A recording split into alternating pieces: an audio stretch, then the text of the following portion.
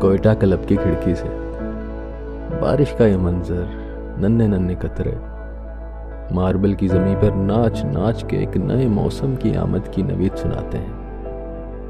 उम्मीद देते हैं कि कल का रोशन सूरज जब जागेगा तो देखेगा कि इस शहर में अमन का एक बादल भी साथ चलेगा। ये सब चौड़े चौड़े सीनों वाले, लंबी तिरछी मूंछों वाले, गोल गोल से चीनी चीनी चेहरों वाले फिर से अमन की बोली बोलेंगे। लियाकत बाजार की गलियां फिर सोना उगलेंगी। गाचे लाल सेबों से चेहरे मांद ना होंगे अब। नाचती बूंदें लहक लहक के पहाड़ों से आती सारिंदे के तान पे गाने गा रही हैं। काले पहाड़ों पर बादल धमक धमक कर ये कह रहे हैं, कोयटा में फिर खुशी का मौसम आने को है।